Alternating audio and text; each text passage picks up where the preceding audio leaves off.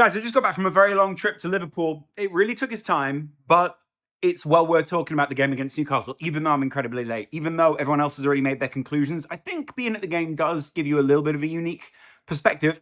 But at the same time, 2-0 against Newcastle, what else do you need to know? Well, there's plenty that you need to know. First of all, let's talk about Anfield. Anfield this season and Anfield every other season has really been changing because of the stands, because of a lot of people talking about the change in tourism, those kind of things. And there have been ups and downs between the core of home fans and then the away fans that come in, know some of the chants, do, don't, are loud enough for Klopp. Slot hasn't really spoken about that so much, about like the requirement from the fans. But then I noticed it the other day in Virgil van Dijk's comments about we'll need Anfield to be like ready, we'll need Anfield to be loud. And it did strike me that I think obviously we know Anfield's a special place. Obviously, we know that there have been some special occasions there and there have been some amazing things that have happened. But I think obviously in the Slot era, there hasn't been so much talk about the magic. There hasn't been so much talk about the romance. There's been a lot of talk of like, Anfield is special. This guy could be the Paisley or this guy could be whatever. But it's felt like an almost like unconscious transition from this team that was realizing who it was to a team and an institute and a fan base that knows now. We've had it reaffirmed by Klopp and now by Slot that there is like there is a reason why people come here. There is a reason why people feel Liverpool is special. And the thing that really confirmed it to me was the Goodison Park game, where I realized it's not just Liverpool fans. Obviously, Liverpool's a very special city. It's Everton fans as well. It's Liverpool, it's Scousers. It's something about the local geography. I'm just going to adjust my hand. The local geography, the local people, the local approach, which really gives the city a unique aspect, but also gives the teams this like very unique experience for players and the way that they play, the way they experience life, the way they experience games. I think that's really important. The players love it, clearly.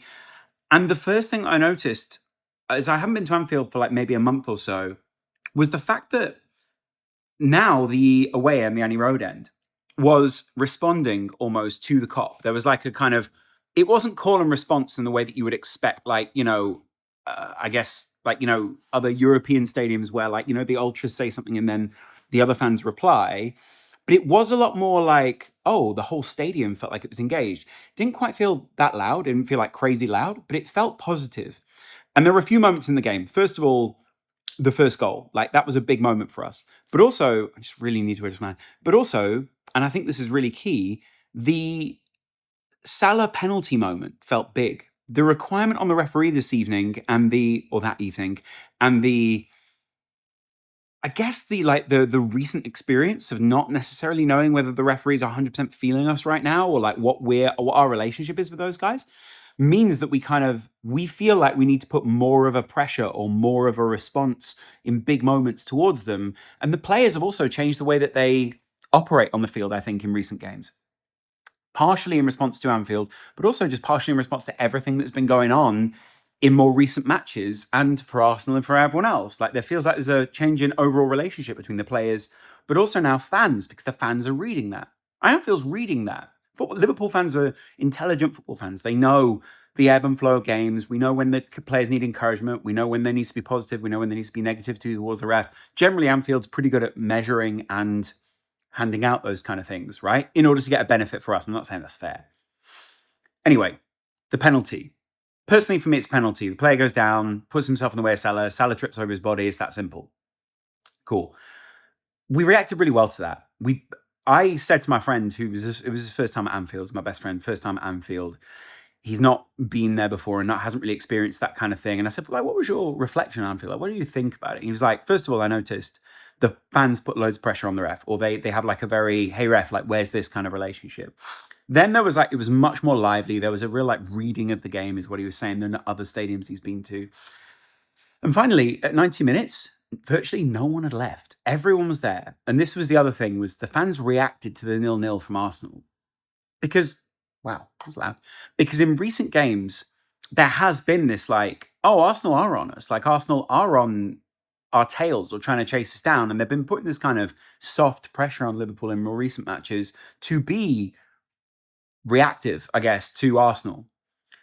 And the 0-0 from Forest really felt like, now we have something to react to. There's 2 games in a row, and obviously Liverpool can be good and Arsenal can be having a hard time at the same time, right? So the response was not so much to stick it to Arsenal, but more like, oh, we can have a good time. We could. There was a bit of a celebration atmosphere at Anfield. Obviously, there were jokingly people singing "Champions." There were a lot of chants about the team that's going to win the Premier League, and lots of chants like that around Anfield. Now you're going to believe us was kind of like ebbing through. That was number one, a big thing. And then the players and the way they conduct themselves. I know you know about the tactical insight. I know you know about the players. So I'll talk about that last. The way the players are reacting at the moment is a little bit different to the way they did earlier on this season. First of all, corners, saves, last ditch tackles, anything that stops the opposition is really well reacted to. There are high fives going around. I've seen that broadly throughout the season, but it felt like it was really emphasized yesterday at Anfield. And the unit of Alisson, Kanate, Van Dijk felt like a real unit. And then there was this counter-attacking armada almost that went forward. There was one point where it was literally like 6 or 7 Liverpool players on 4 Newcastle players. I don't know how it happened because Newcastle was so deep, but the tactics worked almost perfectly. And Slot referenced this in his post-match press conference, right? He was talking about his post-match interview.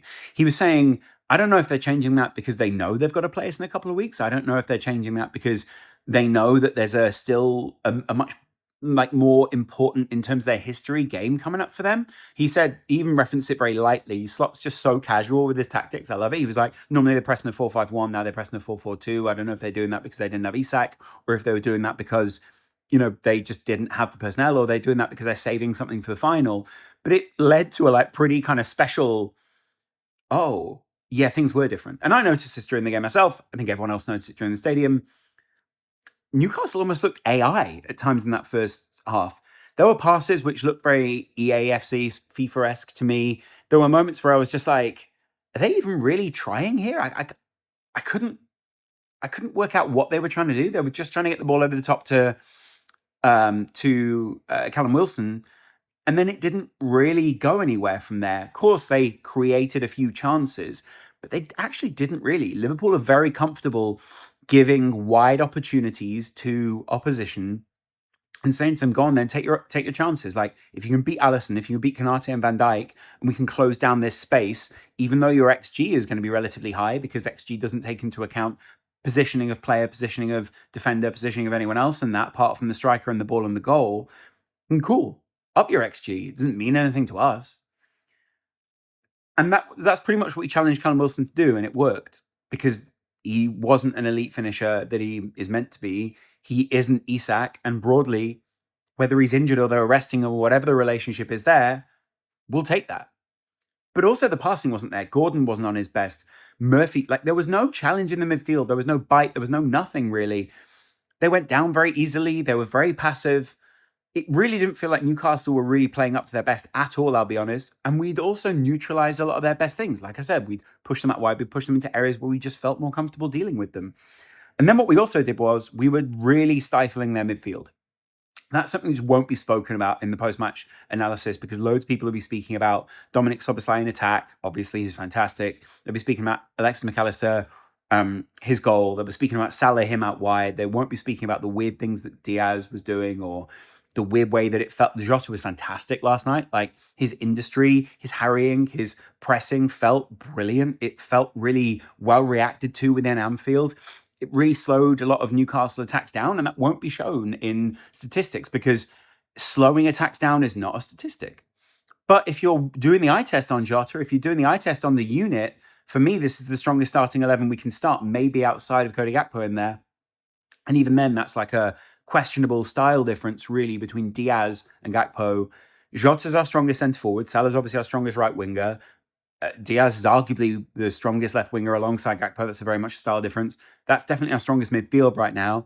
And that's definitely our strongest back line, maybe bar Robbo. And even then, that's like, again, a stylistic difference, a choice as to what they're going to play, what we're going to play. And really, I feel like that's going to be a big change for us in the offseason. We're going to see people who feel much more comfortable or feel much more slot than the previous era. Cool. And by the way, we will have a big personnel turnover this summer, but whether it'll be big in terms of amount of players or whether it would be big in terms of price are two different things. It suits the style. If it's what Slot wants, I'll take it. Then I realized like Nunez is kind of taking, when he came on, he's sort of taking a bit of that like humble, he really tried. He was putting a lot of effort in. He's taking a bit of that humble pie almost, where Slot very pointedly picked him out. He very pointedly spoken about what it is that he wants from any of his players, but particularly Nunez. When he came on, he ran. When he came on, he pressured. When he came on, he did what Salah would want him to do. He was in all the right positions. I still think when the ball goes through him, it gets a lot slower. A lot of people are like picking on Nunez for like effort reasons. Really, my issues were very never effort, really, apart from the last few games. It was really the stylistic differences that we were seeing when we were playing him ahead of other people. And, I get it. Maybe you like him. Maybe you watched those 20 opportunities that he missed and said, hey, that shows there's a great player in there. I don't really beef with any of that. What I do have an issue with is the fact that it doesn't bring end product for Liverpool at all, really, that is any different to what I feel another player in the same position would do. I don't blame these guys for not necessarily playing exactly Slot's tactics or exactly the right way that Slot wants them to play always. But then when you see these things ticking over, when you do see how well coached this team is, when you see how well drilled it is, when you see the difference in the way that you watch the highlights, I get it. Like Arsenal, obviously not at their full strength right now, so it's very difficult to compare those two things. And, it's very different. And yes, like I said, it's easy to say Liverpool have done very well this season, whilst Arsenal have also not bottled it, but just had a difficult time tactically. Those two things are very different predicaments, and they can both be true. It's still good to see Liverpool here. And at the end of this period, I think it's really worth acknowledging 11 points from 15, meaning 2 draws in the time that everyone said was a real killer time for us. 7 points from 9, which was exactly what we were talking about in the preview to this period. The tumultuous period we were entering as we came into this time. I'm very happy with that. And equally, the fact that people wrote us off. Now, again, I think we've done a really good job of negating what it is that the opposition do really well and maximizing our strengths. And I think we've still got some very difficult games to come. The league is definitely not won in the mathematical sense. Arsenal are not going to give up. And I think people don't realize how quickly those things can change, where it gets a little bit hairy sometimes. Where again, I guarantee you at some point that if it was to change, people go, well, Liverpool always do it the hard way. There are lots of these I think there are lots of eventualities that maybe in the moment we don't really concede. We should also we should just enjoy the moment sometimes. Just enjoy being here. Because it won't be this way next season. There will be teams that are back. We will still be a very good side like we've been this season, but there'll be other teams that are back and very, very competitive. There will be other results. You cannot win every season in the way that Liverpool have won this season. And we're learning to win titles in different ways. A week ago, we probably had to learn to do it in a different way. This week, we probably have to learn to do it a different way. It's good to be adaptable like this. It's good to have, as a lot of people have been saying for a while now, but as I've said on the channel, this Paisley-esque adaptability, unpredictability, and formidability that makes us horrible to play. And that's what we want. I'm still not at the point where I want to talk about parades and whatever. I just think that's a little bit presumptive. I also, enjoy it. Enjoy this moment, but don't enjoy it enjoy it however you want. I'm not enjoying it as a title win. I'm enjoying it as being these front runners, being this dominant side, because we're about to play another very dominant team right now, and a team who dominate a lot of lower down teams, but historically struggle. I'll do my PSG preview in a couple of days, but we've got a week roughly, well, a week exactly, but a week roughly in between to take all this in, to enjoy the moment of beating Newcastle. Again, Newcastle will be back. Tricky period coming up. But the Champions League doesn't feel quite so weighted right now, because it feels like we really just desperately wanted that Premier League. We wanted to catch Manchester United. We want to do the 20. And the Champions League kind of falls away in that, because we feel and we know that there will be in the future a difference in the way that we feel about ourselves because of a potential title, because of the good Champions League run. But also, you want to capitalize, and I get that. I think everyone wants to capitalize, right? There's no reason not to do that, by the way, but it's kind of not my point here. My point is more like enjoy the moment. Enjoy now. Don't enjoy that. There'll be a parade at the end of the season if we were to win it. There will be all sorts of things going on. That's another time. Enjoy this period now. Anfield was great last night, by the way. I've not sat in the middle tier of the new main stand, and it was a great atmosphere. There were lots of older guys around us who were really enjoying themselves. There were lots of younger fans mixing in. Thanks to everyone who said hello. Lots of people said hello. A couple of people also do like a secret Fight Club style hello. Feel free to say hi. No one's no one's trying to avoid saying hello to people. And thanks to everyone who took photos, and thanks to everyone who came over and chatted football. We really enjoyed ourselves. I love talking and hearing what people's opinions are. So yeah, come do that more if you ever see me at Anfield or any of the games. I really enjoy chatting it. Yeah, let me know what you guys thought in the comments below. Lots of overall thoughts about the team. Love Dom. Thought Dominic Soboslai was our man of the match. Love the fact that our midfield is finishing things. Love the fact that when we play Jota, he does bring the players into play. Tactically, it really works. Love the fact that when we do bring Nunes on, we do now shift our shaping to suit him a little bit more in those areas and play to his strengths, because we can do that because of the luxuries we've had in the game so far, and because of the distance we have between them and us, we can take that risk of doing that. And I just love Mo Salah. Mo Salah is an all-time Liverpool player. He's not the all-time Liverpool player yet. But if he sticks around, if he completes the legacy, then he will be. That's pretty special to say that we're witnessing that in this period, guys. Diaz was good, by the way. I had a hard time, but weird dribbles, but like end product was a little bit weird, but like really enjoyable to watch. And my friend pointed out, because he's not really seen Diaz live in that way before, that the way he like dips his shoulder, he looks like he's like very quickly running through a very heavy material, like almost kind of like he kind of like wades in a very strange. A lot of effort goes into it. Anyway, I will chat to you guys in a little while. I'll see you on the channel later. Have a good day. Much love. Bye.